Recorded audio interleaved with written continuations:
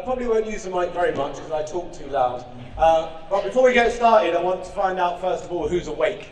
Because it's been a lovely day, but it's been a long day. Don't wave your hands at me. I want to hear, oh yeah! Oh yeah! That's exactly what always happens. That's all right, because in normal world, that would be considered energetic enough.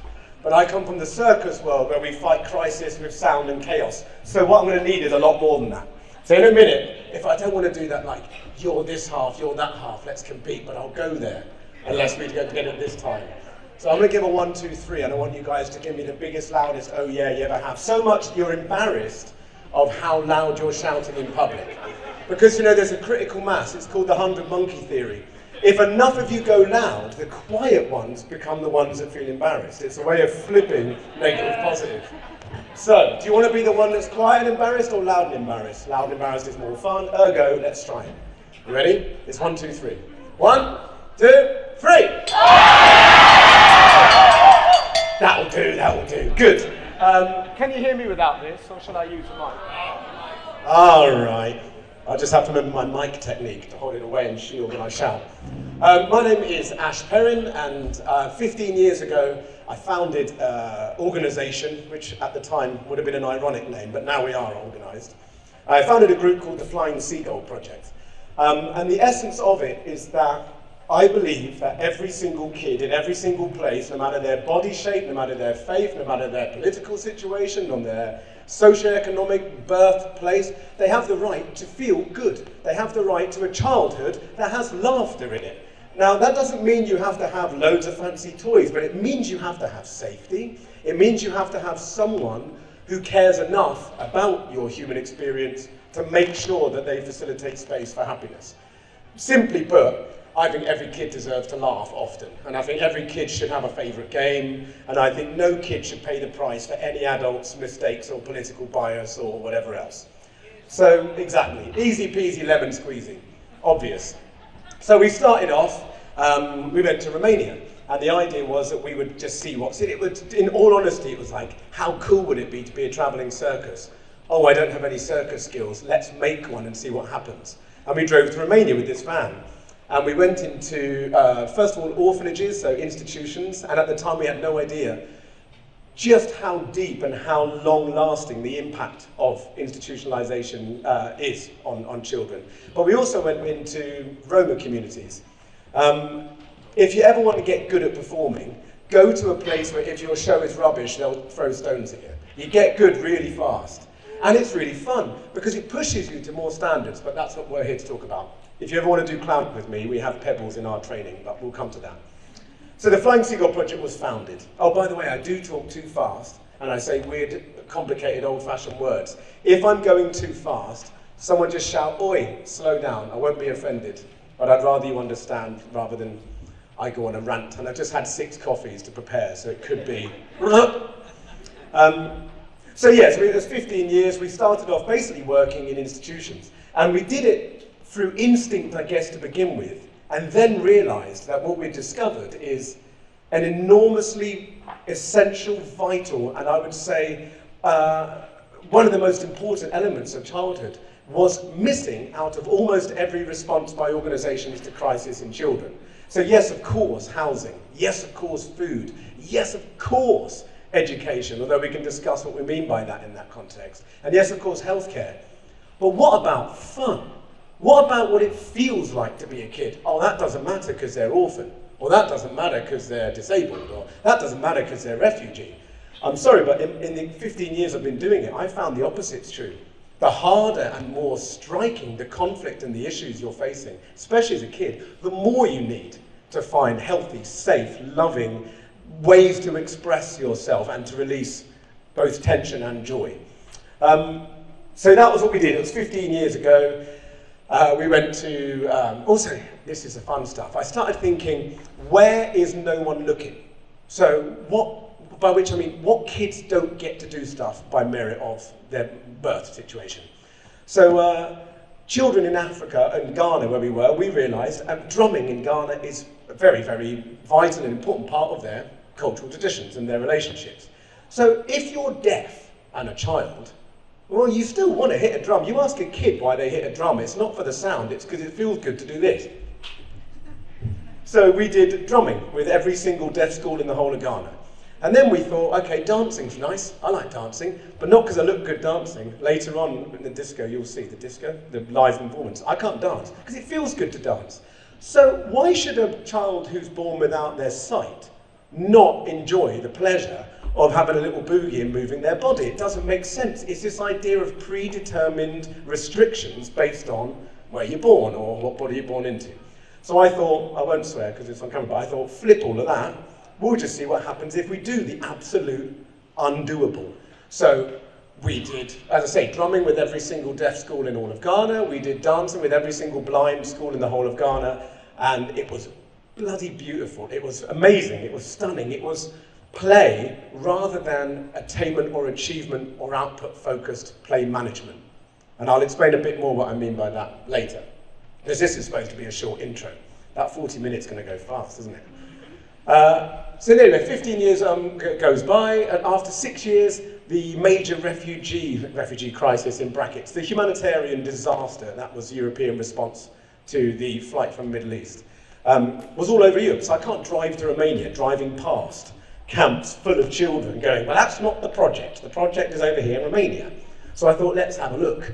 Let's see, what would it be like if clowns and performers and show people went into this, super active, toxic, violent situation.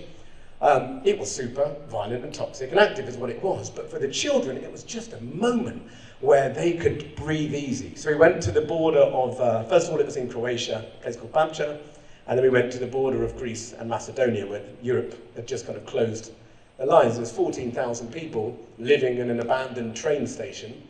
It was abandoned when they arrived, and now it's active again. Tear gas everywhere, violence from the police, violence from each other, mud, rain, oh my God, rats, pestilence, horrible. And every day we did 7, 8 shows, an hour long. We'd turn up and shout, Duera, Duera, which is my bad pronunciation of circle in Arabic, Daida, Daida, which might be something else. It is something else. And then we'd gather in a circle and it'd be playtime. And it was so incredibly, I think it was revealing for me as well, to be honest. I think we'd always thought that what we did was nice and a fun thing to do, and it's good for kids to get it. And in that moment, I realised it's not just good or nice, it's actually vital, and it is their rights. And there's a reason why it's written in Article 31 of the UN Rights of a Child. Play isn't a periphery, it's not just a thing that's good if you can. It's vital because it's how life's worth it.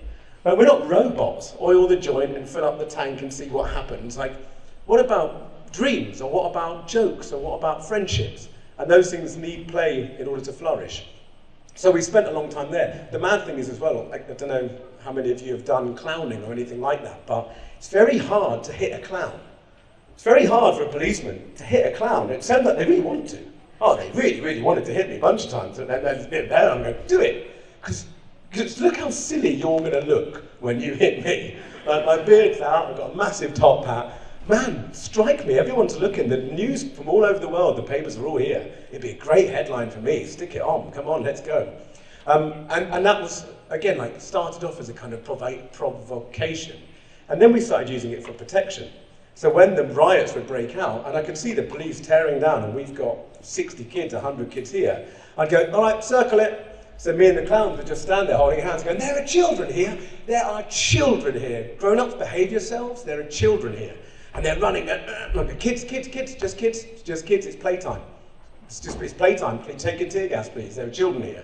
And it was reminding them that there are children there. And anyway, that was the last 6 years. And then we're now working down the borders of Syria and Lebanon. We have projects in Jordan right now. There's a camp with 80,000 people living in it. Unbelievable, in a desert, in ISO boxes. So they've gone there. That's the intro done. That's me and that's who the seagulls are. But now I'm going to get serious because there's a theme to this event. It's not just me chatting for hours. And the theme is, how do we create utopia, right? How do we build utopia together? And it's funny because it's the second time I've been asked to speak on this idea of how do we create utopia. And it was one which was how do we create unity post-Brexit? Horrible title and a horrible gig. And I sat there, right, and there's these 4 guys next to me. One runs Tea in the Park, big festival. If he's here, don't care, it's true, you're an idiot. And it went along, And each one of them sat and said, well, the reason why Brexit happened is because the right wing this, and the other one was like, yes, and it's because poor people are ignorant and they don't understand this, and blah, blah, blah. And it came to me and I was really annoyed. I thought, what a waste of my day this was. So I said, I'll tell you why, right? I work with naughty kids all the time. And when there's someone who thinks no one ever listens to them, when they think someone's listening, do you know what they shout? They shout you as loud as they possibly can.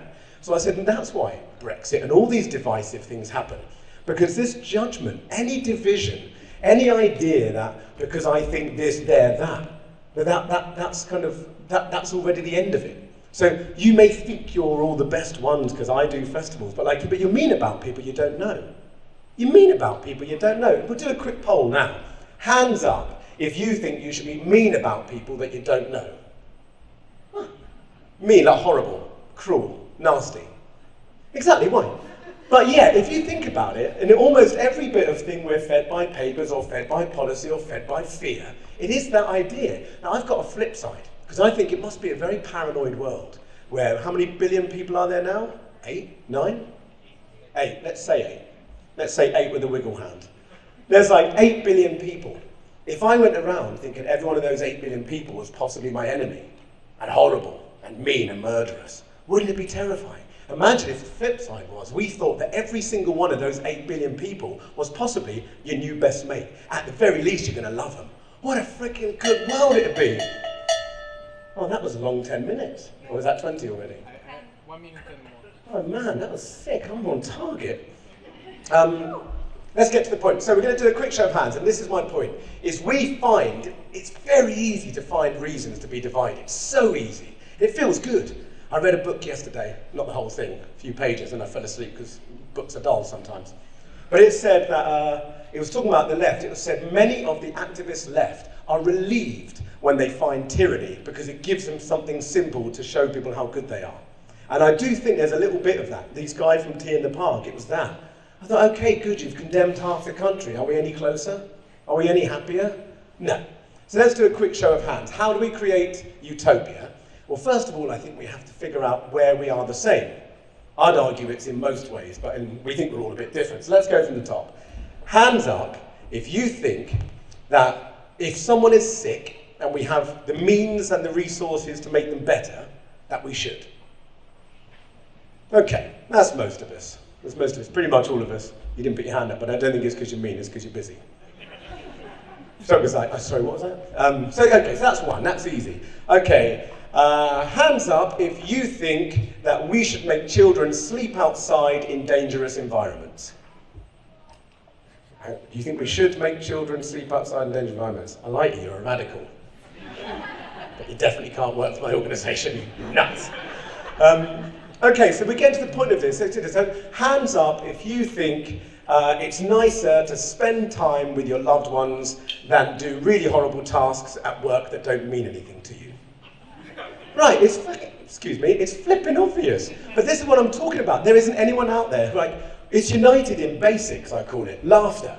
We all laugh. We all laugh at the same thing, something that makes us laugh, at comedic moments. Okay, maybe you laugh at people falling over. It's funny, it's impossible not to.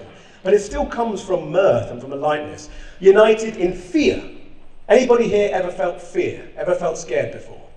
Right, so we all know what fear feels like. So when we read newspaper articles about refugee families running across a border and getting shot at, we know what that feels like. So we know fear is ugly.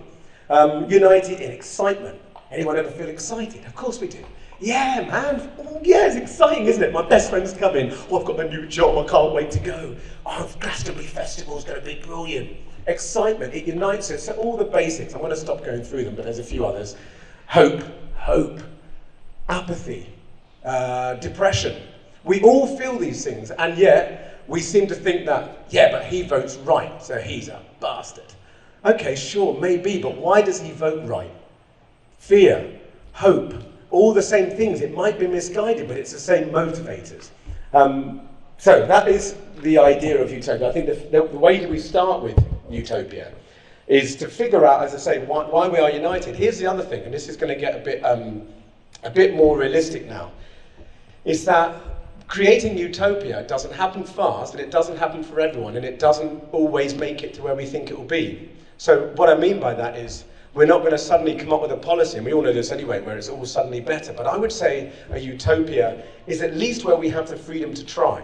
It's at least where we have the confidence to believe in our possible new existence or our possible new avenue. So we're going to start with, I got given 4 titles.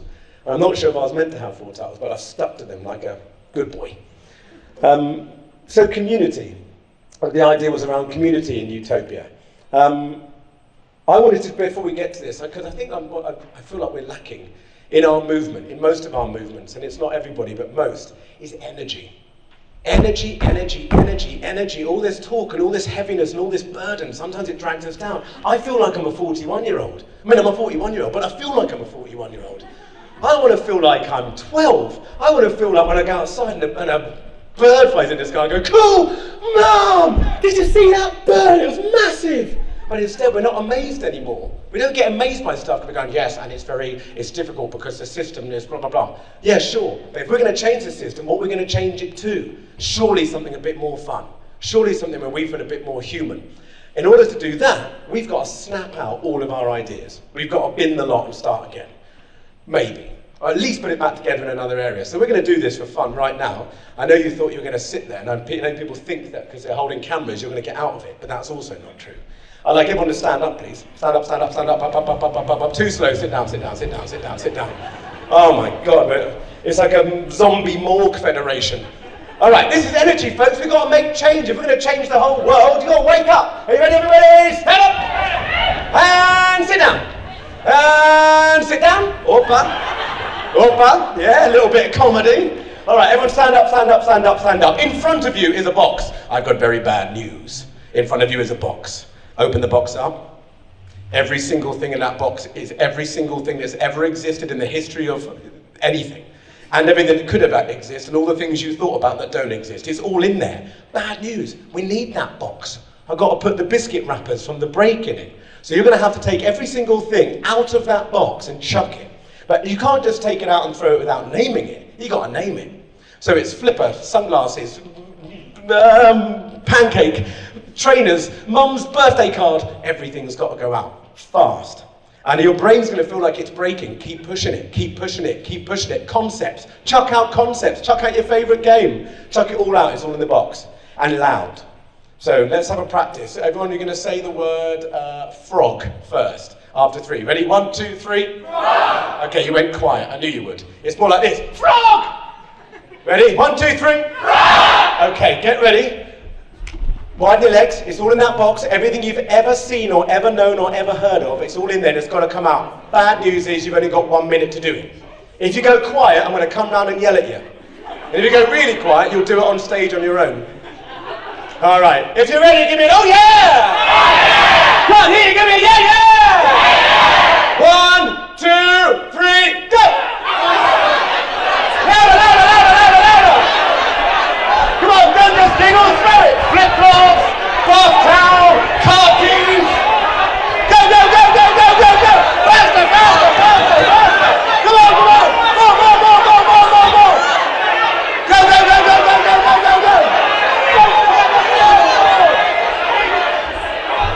Come on, faster, faster, faster! You slow down, you're half a 30 seconds away! Go, go, go! You forgot the banana! Get that banana out of there! Go, go, go, go! 10, 9, 8! Don't just smile at me, or you'll do on your own. Keep going. 6, 5, 4, 3, 2, 1. Freeze! Pretty good, pretty good. Anyone get to the point you can own up? Or you're just saying the same swear word over and over again? The first bit is I got shit, shit, shit, shit. You get stuck in a lit. 1 second. Also, I just got a message through. Hang on, I think you might want to hear this. Actually, it was meant to be in that box. Yeah, that was a different box I was thinking of. And unfortunately, that box you just emptied, that stuff had been put in exactly in the right order.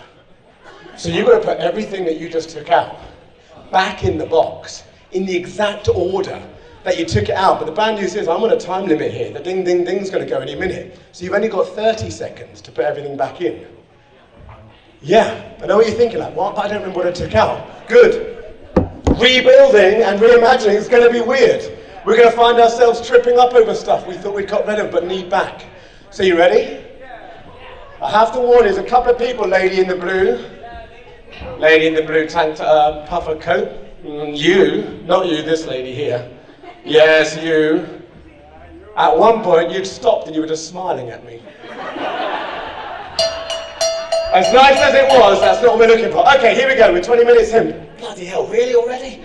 Okay, here we go. 3, 2, if you're ready, give me an oh yeah! Give me an oh yeah! 3, 2, 1, go! Faster, faster, faster, faster, faster, faster, faster, faster, faster! Go, go, go, go, go, go, go, go, go, go, go, go, go, go! Even quicker, even quicker, even quicker, even quicker, even quicker! Even faster, go, go, go, go, go, go, go, go, go, go, go!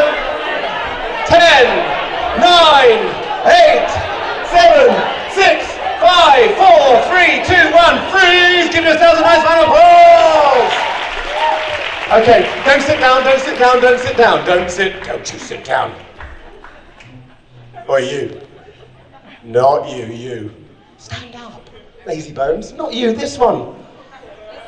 The keynote, my keynote buddy. Tired out, that's it. Okay, that is acceptable.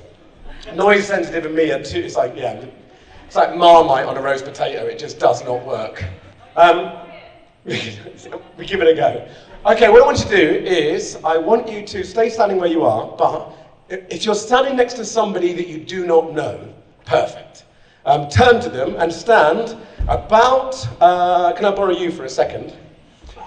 I want you just to stand here and look at me about this far away. So you're not touching, you're not in each other's personal spaces, and I want you to find locked eye contact with them. If you're standing next to somebody you know well, go and find someone else. But we need to do this quite quickly because I'm already running out of time. You can jump down and find someone else. No offense. So stand, so you're literally eye contact to eye contact. Best thing is not to know anything about them. No physical contact, just eye contact. You two who are looking at each other, sitting down. That's great. If you turn your chair entirely to face each other, so your knees are just away from touching. One. Okay, we've got a loner. Anybody else out there alone? Anybody alone in this world? I don't know her. Perfect. No. That's what you need. Not perfect. Wait, can I borrow you for a second? Scheiße. Okay, fine, just look at each other. Okay, here's the deal. Everyone in our community, within our community, we already know a lot about them. We already know pretty much everything about them because in one way or another, we are them and we have been them in millions of lifetimes before and some to follow. So we also need to look at how we widen our community. And I feel like I love people and I really like eye contact. But when I'm busy, I stop making eye contact with people. I do with my kids when I'm working, not my kids. I call other kids kids. My kids. I'm not going to steal your kids. I'm just saying all kids are my kids. But eye contact outside of that is disappearing. And you look at like the collapse of community, the collapse of integration, normally through faith. You know, faith used to bring us together on weekends. Now you walk down the street. I don't know if you live in cities, but you're like that. If you do catch eyes, you go, what? And that's it. We've got to get comfortable looking into eyes because our community extends beyond our household, beyond our street, beyond our neighborhood, beyond our town, and it has to be a global thing. Otherwise, we can't move. So, we're going to get some hippie shit going on right here. You're not allowed to, you can do what you want. I'd rather you didn't talk. If you giggle, fine. But guess what? We are going to stare deeply into a stranger's eyes. So turn and face them, hands by your side, unless it's uncomfortable. And I want you just to look, so face them front to front. I want you to look them in the eyes. Just look them right in the eyes. A bit closer for you two. The lady with the spectacles and the maroon jacket. That'll do, fine. And look them right in the eyes. You can go a little bit closer. Some of you are a bit far apart. I want it to be an intimate eye connection with a stranger. And I know that's purposefully uncomfortable, but that's the reason I'm doing it. I want you to look each other in the eye. Now, ladies and gentlemen, we're going to travel in time. We're going back to the future. I want you to begin to see them as they are, right now, in front of you. In this day, in this moment, at the age they're at. And see them, if you know them a little bit, fine. If you don't, have a look. Not at their body, not at their clothes, in their eyes. Who is that? Are they cheeky? Are they academic? Are they courageous? Are they nervous? Do they Make funny jokes. Are they someone who's brave? Try to see it all only in their eyes. Try to lose the words and just see their eyes. Now, we're going back in time. So, keep looking in their eyes, don't look away. Try not to break the discomfort of locked eyes, because it can be a bit strange, but that discomfort is us breaking down the barriers. I want you to go back and imagine, very gradually, the person in front of you is now, let's say 20 years old, unless they're already little, they can stay little. But 20 years old. If they're older than that now, follow them back through that time. The eyes never really change, the dressing around them does. Take them right back. See everything in there. 20 years old, what were they like? Radicals? Big, ambitious, going to be lawyers? What were they? Hard leftivists? Sit at home, play Tony Hawktivists? Okay, now go even further back. They're 10 years old. They're 10 years old. 10 years old and it's the summer holidays. First week off school, what are they like? Do they love school? Are they relieved? Do they have a really weird time at school? Are they too old for their age? You know, when you get those 10-year-olds who look like mature grown-ups already. Or are they babyish? Are they 10-year-olds with the spirit of a 5? Now we're going to go even further back, guys. Look at this person and find them at 5 years old. That little one in front of you. Were they cheeky? Did they make up stories? Did they giggle? Were they scared? Were they quite nervous people? Find them in there. Look in their eyes, that cheeky, it's their birthday. Now, I don't know what your birthdays were like when you were 5, but we're going to play act that it was a nice one. Your best friend's on the way round, or they've just arrived. All your mates are coming, and whoever looks after you's made a cake. It's your special day, and you feel special that day. Have a look at them on their special day. That little sparkle you get in kids' eyes, it's right there, that mischief, or that sincerity. You know, the little kids are like, I really just want to say thank you. They're so sincere, they're gorgeous, some of them. Some of them are just like mad monkeys. So what have you got in front of you? Okay, we haven't got long to do this, so I'm going to take you back a little bit. They're now 10 years old. Follow them through. They're now awkward 15. Fuzzy little non-moustaches, funny sweat marks, bad spots, bizarre take on fashion, as we all did at 15. Crappy haircuts, oh my gosh. I wasn't allowed an undercut, so I used to comb a wedge in and spray it with my mum's hairspray. Awful. Okay, you're 25. Now, because we've got a mix of ages in the room, I want you just to try and see them now, the age they are in front of you. It's back to today, whatever the date is. Can't remember. April, is it? No, May 2023, planet Earth. Here we are.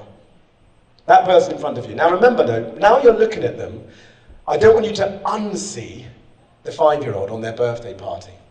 Take them with you. Them at 10, them at 12, them with their first romance, them with their first rejection, them doing really well in a test, them failing the test they really wanted to do well in.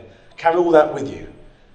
Them making jokes in front of the cool kids and the cool kid rolling their eyes because the kid's too cool to laugh. Okay, we're going to go into the future now. The person in front of you is 10 years older than they are now. Don't leap, take it gradually. All the things they may have learned in those 10 years, if they go to conferences like this, they've got wise, but they've also got hopeful, but they've also got sad. Some tough things we've discussed today at least. Truths that are a bit painful when you know that about the world. Okay, another 10 years. Now they are, let's say for those who aren't yet that, they're now 65. For those of you who have already had the pleasure of being 65, you're 65 again, why not? 65-year-old in front of you. See them as they are. That 5-year-old at the party, that person in front of you, but now they're 65, now they're 70, now they're 80. Take them to 80. They're a grandparent, or they're not. But they are someone who has lived every single part that life can throw at you. They've had love, they've had loss, they've had gain, they've had failure, they've had hatred, and they've had despair, but they've also had hope and they've had beauty. They've had all of that. And it ends up in an accepting wisdom. So look into their eyes and see this person in front of you, this glorious human at the tail end of a brilliantly bonkers and varied life. And I want you to hold them for a second and try and see the 80-year-old, the 40-year-old, the 10-year-old and the 5-year-old, all in those eyes. Try and see the whole person. Try and hold all of their experiences in one mindful. It's like a mouthful, but with the mind. Now, I want you just to do one more shift in time, just back to now. Click. They're them, as they are today, in front of you. Now, I don't need you to answer out loud, but I want you to think about this. And the reason I asked you to have a stranger is for this reason. Do you have to know somebody to feel love for them? Do you have to know somebody to respect them? Do you have to know somebody to want the best for them? Do you have to know somebody to feel the urge to protect them or to encourage them? Or is it that the very kinship of us being human and alive at the same time is a good enough family feeling to love them anyway? If you've got siblings, you don't love them all the time, so you don't like them all the time, but you love them. You don't always agree, but you respect them. What about our communities? Why can't that be the same importance as family? If it's about protecting the world or changing the future for everyone, wouldn't that be a good starting point for creating utopia? Unconditional love for all until you meet a dickhead and then you cut them off. All right, I want you just to do one favour for me. Take a long, deep breath in and then shake out whatever intensity is between you and find a way to say goodbye to that person. If it's a hug or a handshake or whatever you want, feel free to give them a hug or give them a handshake or a high five. All right.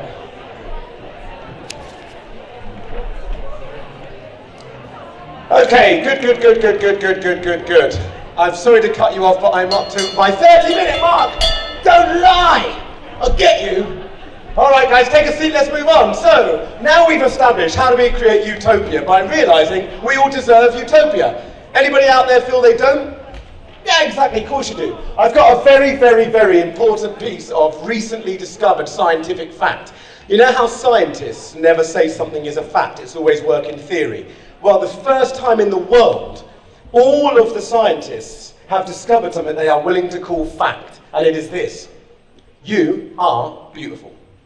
Yeah, fact, I know. And you're like, yeah, but you don't know about this thing, I've got like a thing, that's beautiful too. Yeah, but you never saw me dance. Yeah, that's beautiful too. Yeah, but you don't know that when I wake up I snore like an inverted pig. Yeah, but that's beautiful too. Yeah, but you don't know I get grumpy. Beautiful. Anything else? Name a terrible thing about yourself. In fact, after 3, I want all of you to take a second. Say the worst thing about you. And it could be a behavioural trait, the fact you fart in the bath for a laugh, I don't know what it is. But whatever it is, I'm going to say 1, 2, 3. Shout the worst thing about yourself. Ready? 1, 2, 3. Dude, what are you hiding? You didn't answer. Anyway, whatever it was you said, guess what? Beautiful! Beauty is in the imperfect. Beauty is in the humanity of it. Beauty is in me trying to do a portrait of you, but your nose looking too big, and you go, I really do like it. I really do like it. Beauty is in imperfection, and beauty is in all of you. And until you genuinely can accept the truth I'm telling you, it is fact, you are beautiful. You're wonderful and beautiful. You're not imposter. You're not on trial. It's not an audition. I won't let you know when you pass to the next life. Congratulations, you passed. Yes, but none of that. You're good enough. You're good enough even when you're crap. You're good enough even when you're miserable. You're good enough. Well, how could you be other? How could you be other? What, the stars got it wrong when they made us? Or God, or whatever it is that you think brought us here, they got it wrong? How could you be other? But here's my question, and here's my point, and here's why it's relevant to the fact I'm supposed to be talking about clown work, is if I don't believe I'm beautiful, even in spite of the fact that I think this one's bigger than that one, and it always is no matter how hard I train, why? Why? If I can't love that, how can I look at someone in front of me who's got that and not love them? How can we genuinely love the corrupt and the broken and the cracked and the fragile and the struggling people as much as we love the brave and the courageous and the inspiring? We've got to love them all. How do we create utopia? Love. We've got to love everything and everyone regardless of its spite or its misery or its miserly meanness. We've got to love them anyway. Why is someone mean? Because somebody was mean to them. Mostly. Why is someone aggressive? Because they've seen aggression. It's kind of obvious. When you work with kids, you know this. But those of us who work with kids, I will still yell at someone on the road. Arsehole, learn to drive! I wouldn't say that to a kid who bumped his bike into my leg. So we have to have, I think, that same patience. So that's community. I'm supposed to cover authenticity as well, but running out of time. So community, I think, I'm taking it outside of, when we say community, anybody here, do you ever mean the super rich? When we say, we've got to be united, do you ever actually mean them? Me neither. I'm like, yeah, we're all one, apart from those rich bastards, I hate them. Actually, it's got to be everyone. Rich, poor, they're decorations on the tree. They're not us. That we're all the same. Like we said, fear, pain, loss, love, laughter, united. Tory, I vote. Labour, you vote. Enemy. How could that be right? How could it be right? And how can we move on if that's the case? We're going to talk about authenticity, because I can't believe it's been half an hour already. Let me see if there's anything better coming up. Okay, I'm going to scrap justice. We all know what justice is, and we should have it. Authenticity. This is kind of what I was just touching on. And the reason, I'm being playful when I say you're all beautiful, but it's also true. You can't be authentic by copying somebody else. You might think I'm brilliant at clowning and try and do my show.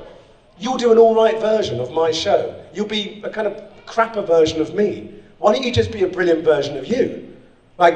That's kind of the point. Authenticity does mean being honest. My mum's got this saying, she says, it's better to have an ugly truth than a gorgeous lie. And I think that's the truth, and until we start to recognise those ugly truths in us too, we can't make those changes. Like someone earlier, we got into the conversation about whether you flew here or not, and about our own worries about our being hypocrites about the environment especially. It's true. In Greece, they don't recycle. I can't lie, there are moments where I don't recycle that I think, God, that's easy. Can't help it. It's like we are all human. We can accept that we've got greedy or lazy elements to us without it being punishing. So authenticity doesn't mean we accept that that's it. That's the way I am. I have to be honest, I'm worried about the new generation. I'm worried about youngsters because they think like, yeah, I did this personality test and a friend of mine was telling me about extroverts and introverts, and that's actually just me. That's you so far. But that doesn't have to be you tomorrow. This has been us so far. How many times, hands up, have you heard? How many times, hands up? You can't put enough hands up. Has anyone out there ever heard someone say, yeah, but that's just the way the world is? Right. That's the way the world has been. That is the way the world has been. That isn't the way the world is. The world is what we decide the world is. We could have decided, a million billion things. We have. We've made some crazy decisions. When I started the Flying Seagull project, I told my best friend, I was in an orphanage in Cambodia and I realised that no one loved these kids. And that was my breakthrough moment. I grew up pretty poor, but we had love in our house. And I saw these kids and I thought, it's no one's job to love them. They had numbers on their toothbrushes. That's what got it. And I started weeping. I'm like, that kid's toothbrush has the number on it, not even his flipping name. So I kind of was, devastated about it. Got upset and came back to start it. And I told my best friend, I bought this big van. He said, why'd you buy a van? I said, I'm going to drive to orphanages. I'm going to do magic shows, and I'm going to do dancing, and I'm going to take parachutes. He's like, man, you can't just do that sort of thing. You can't just start a charity. That's not the way the world works. Well, 15 years on, and 500,000 children we've met, I'd say the world works how we flipping well want it to work. And in fact, we have to be courageous enough to be authentic, to say, I'm not just annoyed about the world. I'm not just sad about the plight of the kids.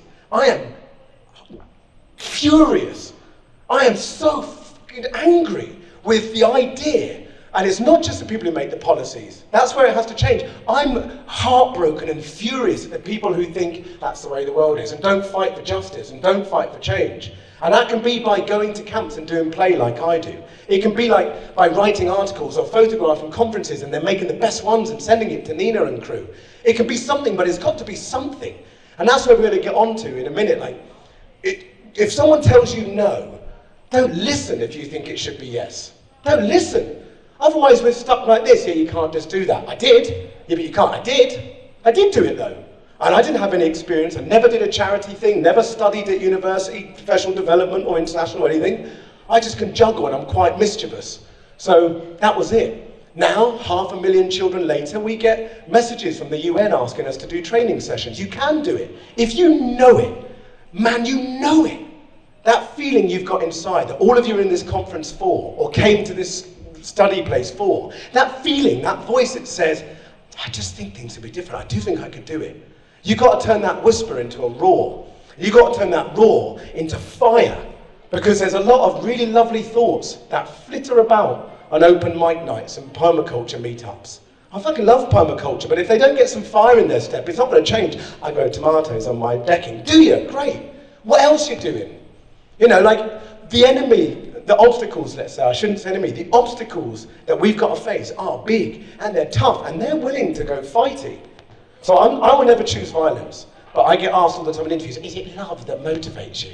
I'm like, no way. It's anger. Love is how I express my desire for change. Love is how I fight against the oppression. It's anger. That, you know, in the UK, our home office, what's that called? What's she called? Home office, I'm ignoring that one. Yeah, I didn't want to swear because I said you're filming, but okay, Suella Braverman, I shouldn't say such horrible words on camera.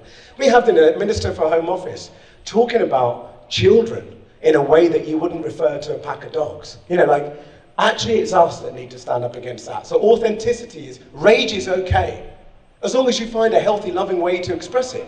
Like, I don't know about you, but I find violence paralyzing.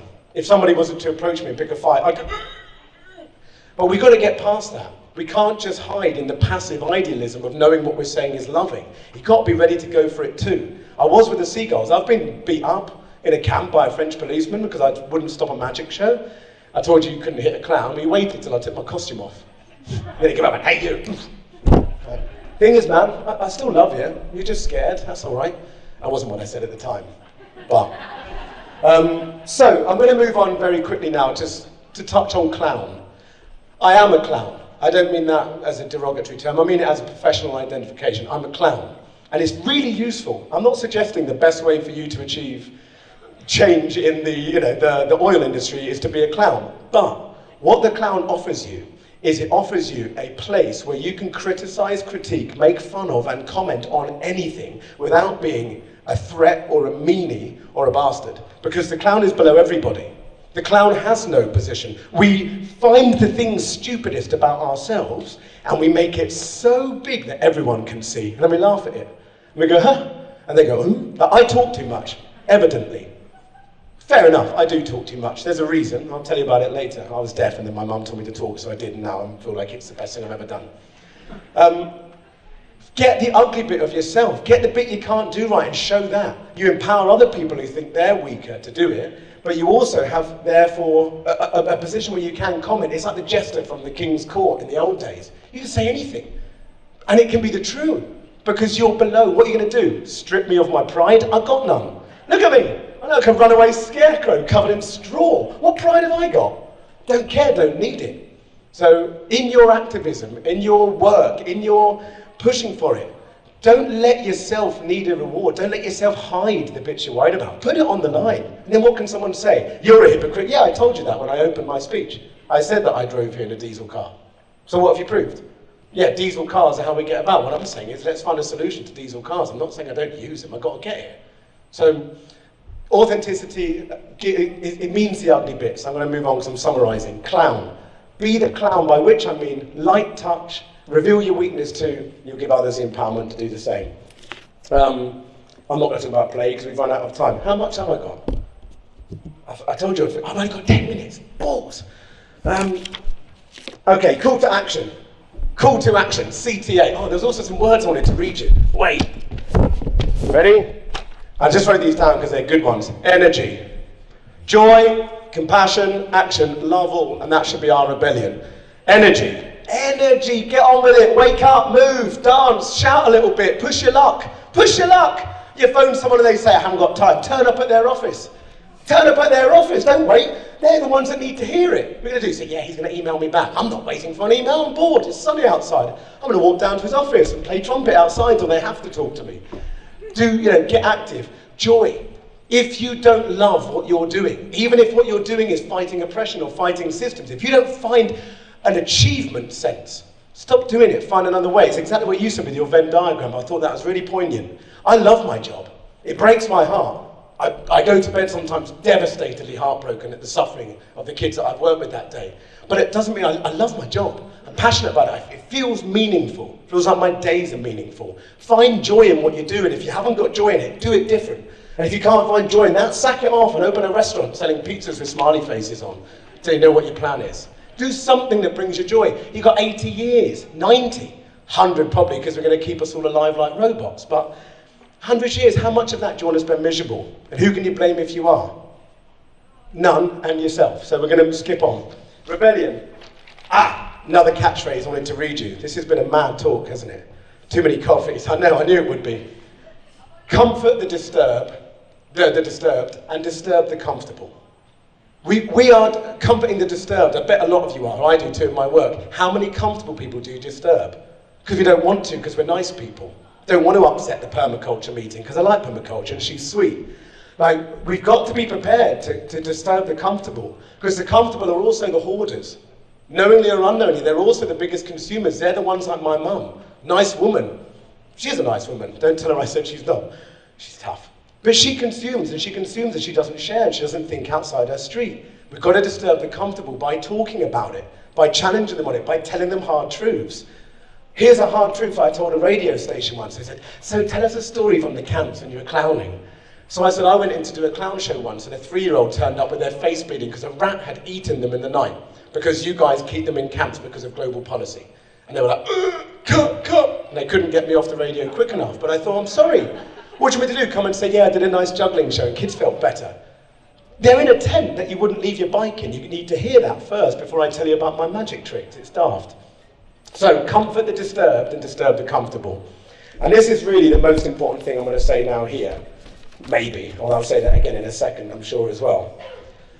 What is your end goal? Define your offer. You know, there's a lot of people out there, some of you younger, some of you older, but many of you probably starting trains of thoughts or having ideas about what you want to do. Really figure it out. Indeed is what I use. Ideas need decision. How many of you have had ideas that you've never followed through? Yeah, I haven't got enough hands to put up. All of them. Ideas need decision. If you believe it, decide to do it. Don't decide to try. Get that word out. Yeah, I think I'm going to try and, excuse my language, but flip that. Don't try and do it, decide to do it. If it matters, do it. If it doesn't, don't. But don't flip about with it. Don't dangle in the middle. Ideas need decision. Energy. Energy that makes, you know, the thing is I was going to go, but I feel tired. Yeah, feeling tired is part of effort. Sorry, new young people, but, you know, truth is, hard work is tiring. But the world needs us to work hard, so get over it. Ideas need decision, energy, effort. Not a bit of effort. No, I'm going to start early tomorrow, probably 9. Effort. Effort that means you don't see your mates. Effort that means on a bank holiday, even if it's sunny, you stick to your plan of working on that something anyway. Effort, genuine, real graft, if it matters. If we are united, I can't play act helping you. I've got to really do it. So effort. And then the final one is determination. How many people who tried a thing, didn't go well, they gave up? Yeah, okay. Next time you try it, didn't go well, keep trying it. Keep trying it. And then figure out like it is shit. For those of us who are performers out there, I keep looking at Ducks and know he does it too. I'll get a magic trick and I'll think this is brilliant. After 6 months, I'll think this is rubbish. And after a year, I think I can't make this trick work. But I don't do it the first time, don't get the laughs I want and give up. So determination, ideas need decision, effort. I missed an E, didn't I? Emotional connection. That's the final piece, I think. Emotional connection. If you don't really care about what you're doing, you won't really do it carefully. You'll just kind of, it's a job. Anybody out there really want a job? I don't. I don't mind getting paid for something I love doing, but I don't want a job. I don't want to have to go, I better go in. I better shave. I better have my lunch at 12. What if I'm not hungry at 12? I can't have a job, but I can have a passion and I don't even need lunch. Just work through. So, indeed, ideas, yes. One more thing. Fail is a win. What does that mean? Well, forget it. Oh yeah, end goal, that's what I was saying. What do you want to achieve? Define your offer. All of you, when I told you you were beautiful, I meant it. What is it that you've got that you think you could offer someone else? And we like to be humble, or at least we pretend to be humble in Europe at least. Yeah, I don't really want to. If you do something well and you think it's worth it, you go out there and tell people, I do this really well and I want to share it. Like, what is it that you want to offer? Offer you. The answer, the best thing you can offer is you. Get out there, put your bones in it, put your heart in it, put your soul in it. Figure, if you're a pizza maker, if you can peel carrots, anybody out there can peel carrots? Go to one of the refugee kitchens and peel carrots. You know, do something, offer something, define your offer, and then get out there and do it. I want to read you a poem, and then it's Q&A. I haven't really told you anything about my organisation, have I? Just talked a bunch of old you can do it. But I honestly, I came from a very normal, kind of boring family, a very normal, boring place. And I'm a very normal, boring actor when I was an actor. And I had a very normal, boring schooling. And I wouldn't have thought that I could have done anything particularly. I was going to have a job in a removals company, but just this little voice in the back of my head went, go on mate, give it a go. And I got a scholarship to acting school, and then I got all the rest of the things that came up, and then I started this project, and we've been running 15 years, we've met 400,000 kids. Like, it's not about being an extraordinary person, it's about being a normal person doing extraordinary things. Shut up. So, out there, this is the kind of final piece. You can do it. Not only can you do it, you must do it. Not only must you do it, but you must do it with love in your heart. You must do it with full power, full joy, full love, because you can. The world needs giants. It's big problems, so we need giants to squish them. The world needs giants, so you can stand up tomorrow morning when you wake up, go to your mirror, look at it and say, I'm a giant. I'm a giant. I'm a giant. Do you know what? I am a giant. I go to Lesbos, to the camp, there's 10,000 people there, they hear me. I stand on the hill and I shout, hello there! And everyone hears me. Do you know why? Because I'm a giant, I've got a giant's voice. So you're a giant over there, getting people to listen, shutting down coal mines, giant's behaviour. A bunch of people, just a bunch of people, shut down a coal mine, giant's behaviour. Anybody else got something they want to shut down? Go out there and be a giant. You want to change the education system? Be a giant, snap the old one.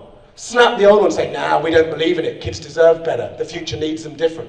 Be a giant out there. I'm going to read you a poem and then I have to finish. And you can ask me questions if you like, but it's your dinner break, not mine. I don't eat, I just drink coffee.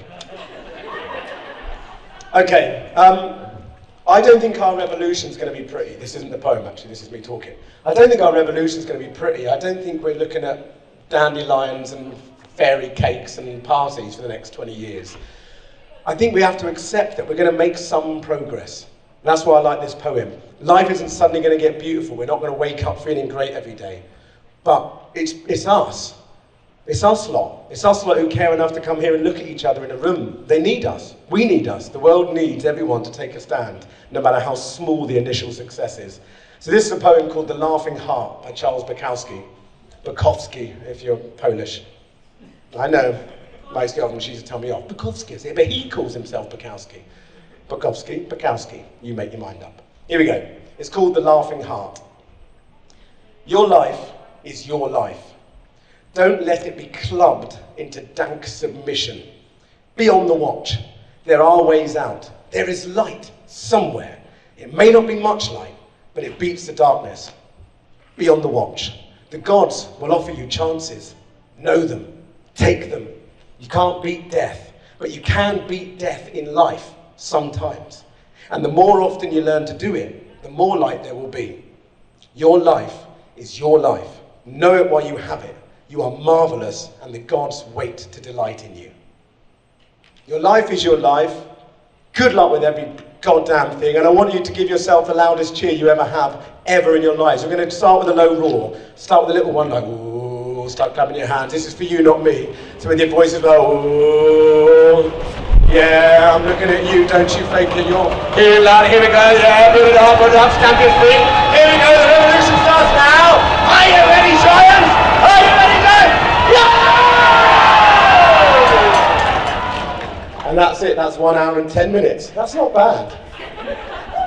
All right, thank you. Thank you very much, everybody. Nice one. Oh. Woo-hoo. Nice one. It's all possible. It is all possible.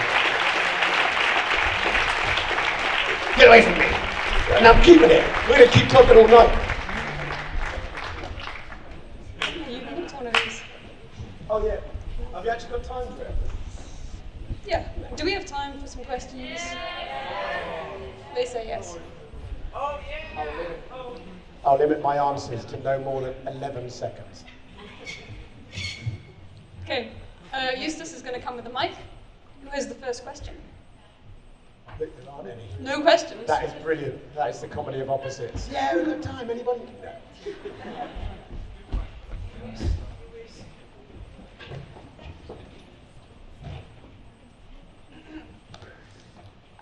Uh, I don't know who you are, but thank you. Yeah, before I was crying, so I think you moved something inside of me. The question is why you're doing what you're doing, because also I want to go in that direction. Why am I doing what I'm doing? I tried activism, I tried protests, and I found it aggressive, and it didn't land right with me. And then I thought I really like funny stuff. I like funny people, I like silly jokes, I like daft songs, and I like seeing people laugh. And I've always been a bit of an idiot and made people laugh, I suppose. So it was that like, what if laughter could really change the world? What if laughter really, really could? And I feel like you can't laugh when you're not relaxed, or you can't laugh when you don't at least see that joy exists. So it's kind of that really. I thought I don't want to be violent and I don't want to be aggressive to people. But I don't want to sit down and accept the status quo. So what about if I went into war zones and made jokes? Or stood in front of a policeman with a tear gas gun juggling?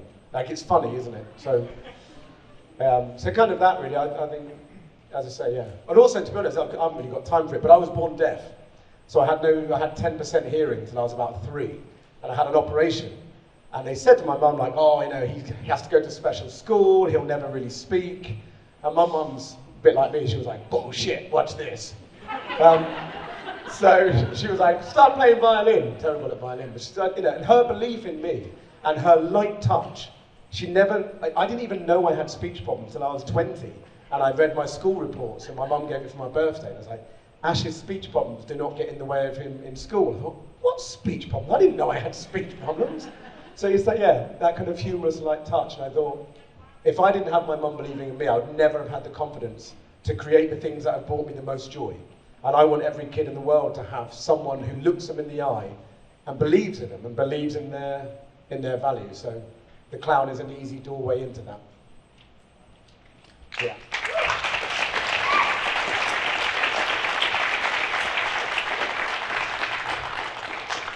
That was 11 seconds, right? Thanks, Can I man. ask one question? Cool. Are you together with other people about these marvelous things you're doing? As in with other clowns? Yeah, are you part of an organization? Yes, so the organization is the Flying Seagull Project. That's what we're called. We have a branch in England, a branch in Norway, and a branch in Netherlands. So there's like 5 or 6 regulars in each of those. And then we have around 100 to 150 volunteers join us every year. So we run trainings throughout Europe, kind of 6 times a year. And then we also partner with a Middle Eastern clown team called Clown Me In, and a Quebec one called, can't remember, something stupid, it's a terrible name, but you wouldn't take my word on it, so Caravan Philanthrope. So yeah, there's actually quite a lot, there's around 700 social circus groups in the world, who similar to us. But yeah, we work together with anyone who's decent really, and not got criminal record. Yeah, Flying Seagull Project. I'm supposed to tell you about that. The Flying Seagull Project, you can join us if you like, it's good fun. Actually, that's my next question. So none of us have excuse any longer after your speech. How to join a social circus, one of the 700? A recipe, please. Yeah, well for us, you just get in touch. We do a really intensive 5-day training week, and it covers everything from slapstick clowning to how to show ultimate respect to a child by earning the invitation to enter their space, like deep stuff, behavioural stuff, and then silly stuff. Next one is June, one after that is September. So you drop us a line. We also do safeguarding training, so we're in serious situations. You can't mess about. If a kid trusts you and tells you something that no one else will ever hear, you've got to be ready. So yeah, safeguarding, we do background checks, we do training, and then we give you a lovely odd socked costume, and you come for 2 weeks with us somewhere. And then after 2 weeks, we all sit down and think about it, and then you either give up on the real world and join my circus, or you go back and wish you had. It's one of the two. But yeah, get in touch. And the other ones, I don't know how they work, but it's always worth reaching out. So no excuse anymore. No excuse, no excuse. Get on with it. I want to see you. Imagine if all of us went. We could borrow one of your buses, it'd be brilliant. I did write a book, Dux. You know it's rubbish because you've read it. Brilliant. And so Ash is relentless, yeah? His book is relentless. It's full of really good games. Oh, good. Yeah, it's called The Real Play Revolution. But the bottom of each chapter is really obvious game, so skip that bit. And they also edited out the bit where I said all authority is an illusion. If you want respect, you better earn it. They just cut that out. But thanks, Dutch. Yeah, The Real Play Revolution. There are copies available. Real Play Revolution. Yes. Yeah, and if about 1,000 of you could buy one, that'd be great. Then I finally paid off my debt that they gave me my advance. Yeah. Any other questions? Yeah, man. Yeah, I have a question about the fun, the jokes, yeah? Because sometimes during, for example, as an example, like serious meeting, yeah? Do you think the jokes through these like serious processes are appropriate? And if no, then where should be the line between fun and seriousness? Yeah, it's a really good question. Depending on what it is, I mean, I think if the safety of a child or the safety of a community is in question, it's not the time for jokes. However, I would say that if within that discussion we're also not recognizing the need for the light provision, by which I mean, like, if you are moving kids to a camp, within that there should be the consideration of how are we going to make it feel nice. Maybe we'll do a feast when they get there.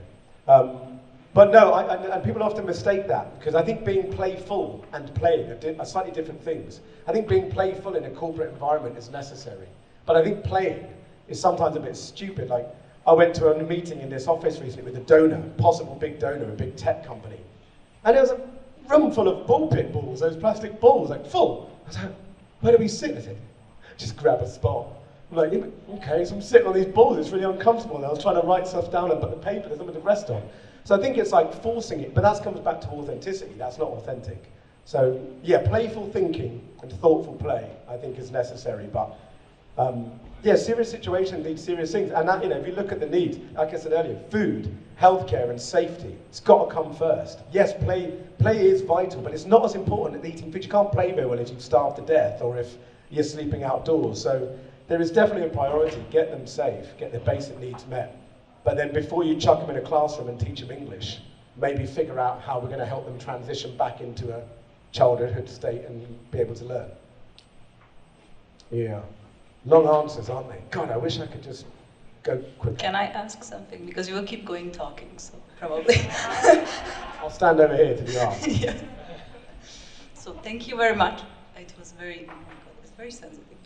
Okay, my question is, I know your organization is mainly, and also you talk about kids, but I'm wondering, how do you reach the parents? Yeah, I mean, when I say kids, by the way, I don't think childhood is age specific. So my nan was an absolute childish idiot till she died at 95. So when I say kids, I really mean the kid at heart. But for the parents in the camp, I think, like, especially in crisis situations, it's like, you know, especially forced displacement, if we just take that, which is where I'm mainly working these days. Those of you who are parents, I mean, I'm not one, but if you've had to force your family into absolute, uncertain, unstable danger, you must have thought that was the only option. And you made that choice. And like the journeys, if you ever want to read a book that will really show you this path, it's called The Lightless Sky. It's a true story of a young lad from Afghanistan who fled because his parents were called spies. And it's a very, very long journey through Central Europe and into England. And I read that and I burst out crying because I realized, like, that's every kid I've met. I know that boy 100 times. I know that square in Greece 100 times. So it's that matter of, for the parents, is that it's also a moment for them to feel like maybe they didn't make the wrong choice. You know, they've sailed into Lesbos on a boat. We used to go to the reception camp in Lesbos. I had to force it. They said no. So I turned up outside until they eventually let me in. So it's a camp where when you first arrive, it's called stage 2. And they go to this set of, it's gone now, but they go to this set of tents. And the kids are just there, freaked out after this journey.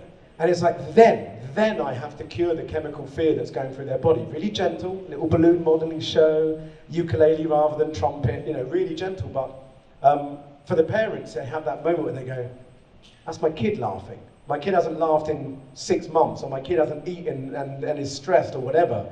They get to see, you know, a recovery option, at least the beginning of what could be healing. So yeah, that's kind of it for the parents. Also, I don't do blue comedy. I don't do any sexual innuendo or anything like that. But if you're funny enough with slapstick, if you're funny enough with a magic trick, everyone laughs. It's not like a kid show. It's everyone. I mean, like, it's funny when the timing's perfect. You look at Lauren and Hardy. You know, Lauren and Hardy, Stan Shibran for Romanians, like that's all ages. That's all ages. Funny is funny. If it's clean, if it's authentic and innocent, it's all ages. So I think it's kind of that. Giving the parents a moment out to see their kids be kids again, I think is at least respectful. Thank you. There's some hungry people out there. Great job.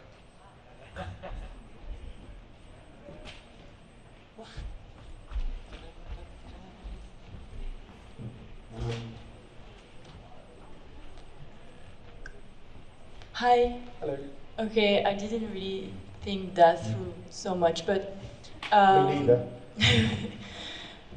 watch out. In this conference, we divided into small working groups, and my group got this question: how can we ensure childhood? And hearing from you is super inspiring, and I would suggest that your answer may be like through play and laughter. But then I was thinking, how can we ensure that childhood continues and stays? Like, how can we ensure that we don't get out of it? It's a really good question, and you're right. I would actually say, play and laughter, of course, but play and laughter, really, it's just respect. Like, I think those children deserve dignity, and dignity for a 7-year-old is a game, proper played game.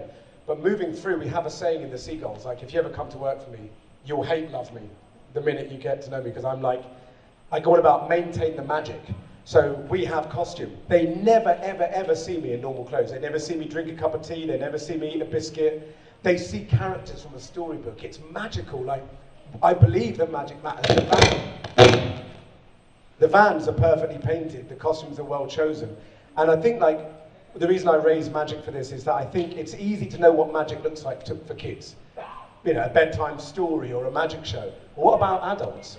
When was the last time, like, did you really touch magic? Like, you see your favorite band play and the sun's setting at a festival. It's magic, isn't it? Like, when you first, I watched Gong when I was a kid, and the sun was going down, and it was this mad kind of psychedelic magic. And that's what you pay for. When you get super rich, what do? Like, you want to buy oil paintings because it's magic, because you can't define it, you can't say what that is, it's painting. So I think into how we protect childhood moving forward is don't pretend you need validation, don't pretend to be something formal because you think that's what grown-ups are.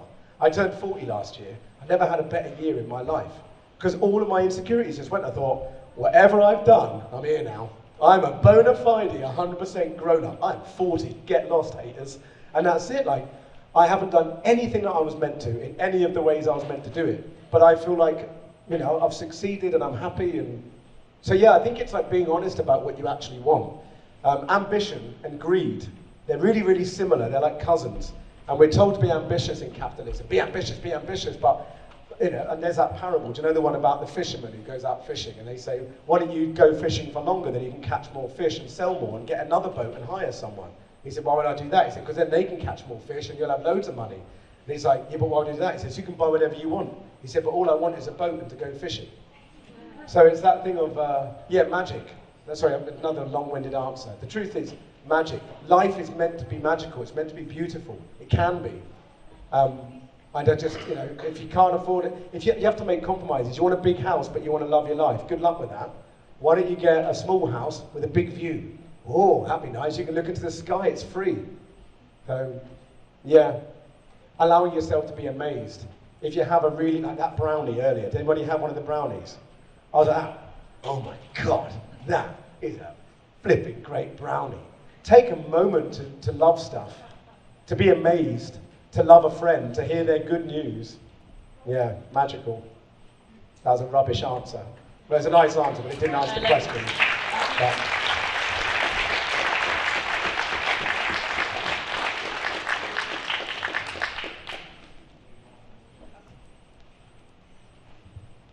Then maybe we propose that we have 15 minutes till dinner. Maybe we don't do working groups the last 15 minutes. Sorry. Yeah. And we can have a massive game of Grandmother's Footsteps right over here, or over there. Yes, and one more thing before that. is, I think also before and after dinner, I think also take a moment to take around all the exhibitions, because I think the days have been quite busy, intense with a lot of things, and it's also, I think the camp people and everybody else, they took effort to prepare all of these surroundings, so make sure to take a round before going to bed or tomorrow morning. But yeah, dinner is 6:30, and back to you, Ash. Oh, I had that. Let's not play a game of Duck Duck Goose, but what I'm going to do is say this. I want you to, just one step with the music, one second, this is important. We're going to make a statement. We're going to do it like this. I'm going to say hip hip, you're going to say hooray. The first one is for you. This is a moment of praise. It's a full stop, all your doubts are gone after this. Tomorrow you shed the skin, you wake up confident. Choose optimism. The second hip hip hooray. So I'm going to hip up, you go, hooray! The second one is for everybody else in this room to know that they've got your support. So it's got to be louder. The first one's loud, it's for you, but the second one's got to be louder, it's for everyone. The third hip hip hooray is got to be for every single person in the world who nobody yet has told is brilliant. So I told you you're amazing. I think most of you hopefully are starting to believe that now. But there's a load of people out there who nobody will ever tell them that they're brilliant. They'll grow up without ever knowing that they're beautiful. So the first hip hip hooray is for you, second hip hip hooray is for this community here, the third hip hip hooray is for every single person out there who needs to hear it. So it's going to be loud, that last one, isn't it? Stand up for this, let's stand up for it. There isn't a rehearsal, we're going straight in. You all know what I mean, I go hip hip, you go hooray. Just check it. All right, take a deep breath in, cover your ears, and long breath out. Take a real deep breath in. You're a giant, remember? You're going to do this like a giant. Breathe out. One more breath in. Rise up, deep breath in, and here we go. Hip, hip!